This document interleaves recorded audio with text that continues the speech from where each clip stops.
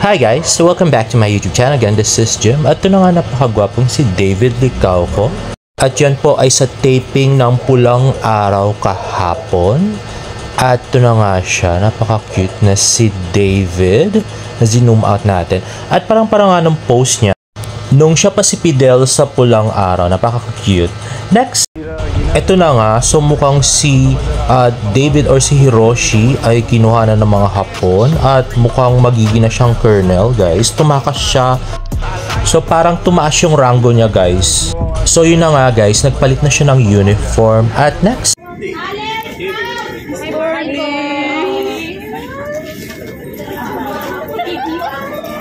ayun na nga, super cute na si Miss Barbie Fortesa na magdidino na naman siya. Palagay ko yan yung spy mode niya. Costume na naman na kunwari lalaki. At next naman ay another fan ang nakakuha ng video. So, akala ko nasa Intramuros lang pero ba't nandito si Barbie Fortesa? Ayan na nga, the cute Miss Barbie Fortesa in another male mode. Boylet mode na naman si Barbie. Cute boylet mode. Actually, dito pwedeng pumasa si Barbie na kapatid ni Migs Jokno. Medyo magkahawig sila, grabe. At yun na nga guys, sa National Museum of the Philippines sila nag-shoot. At ito, si David Licauco ay nagpa-picture kasama ang ilang fans.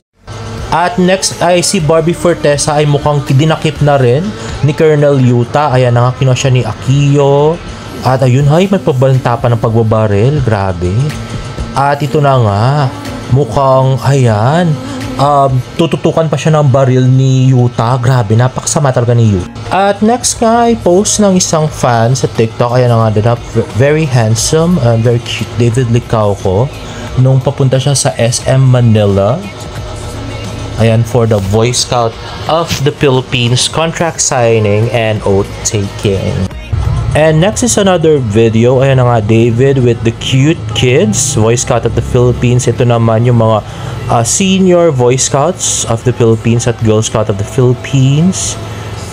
Ayan na nga. Ayan, so more, David with more scouts there. Siya ang pinaka-cute, syempre. Ay, nako, David. Anyway, ayan na nga, David with other scouts. At yan na nga, David with the scout mascot. At David nakikipag-small talk sa mga bata. Rapport daw yan, rapport, guys. Grabe, ayan na nga. Unfortunately, wala siyang audio. Oo, ewan ko ba siya na-upload, nakakagigil. Siguro tinanong niya na naman kung nanonood sila ng Pulang Araw. Ayan na nga, David, solo pics with some children. Child fans ng Boy Scout of the Philippines. Ayan na nga.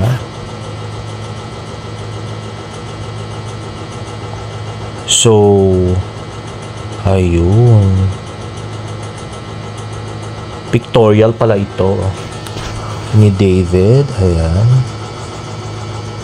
So, umupo siya para sila pare-pareho ng height. Pakaswerte ng mga bata, no? May picture sila together with David. Ay, meron din pala ako. Kaya hindi nakabihis. Tsaka hindi ko pwedeng i-post. At, yun na, solo pic ni David. At gusto ko lang sanang isingit. Buti pa yung Hello Love Again, oh. Tingnan nyo, may nationwide tour. Mall tour to, guys.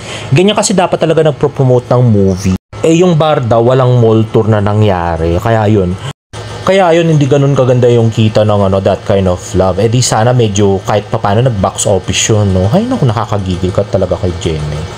At ito na nga guys, may chismis. So, nung isang araw ay nag-tweet yung ate ni Barbie na palayasin nyo na si Adelina. Sagot niya. Tapos nag-tweet naman si Barbie na excited na po mag-Wingstop si Adelina. So, ang chismis nga guys ay pupunta daw ng Chicago si Barbie bago matapos ang taon. Pero ang malala baka isama daw si Jack Roberto. Kasi meron kasing interview si Jack na matagal na raw siya niyayaya ni Barbie papuntang Chicago. So, hindi natin alam kung matutuloy yun this year. So, good luck sa ating mga fans. And another one nga, so, ito pinost ni Joanne Pinote. Nakasulat dito, soon, President David Licauco business. So ito nga ay galing sa post ng uncle ng girlfriend ni David na si Gisen na David Alexander S. Licauco, president daw, at director naman yung si Marion. Yun ngang uncle ni Gisen. So malagay ko bagong business to guys. So I'm not sure kung ito rin yung good drip ni David Licauco na ilo-launch niya. Pero abangan na lang natin guys. At next nga ay nag-post ulit si Joanne Pinote, unbeatable the best ever, hashtag the best ever. At yun nga kamay na yon ay si Gisen. At I'm not sure kung si David yung naka-white shoe. Kasi ayun yung sa kamay ni Gisen, yung kanyang sing-sing na nando sa picture.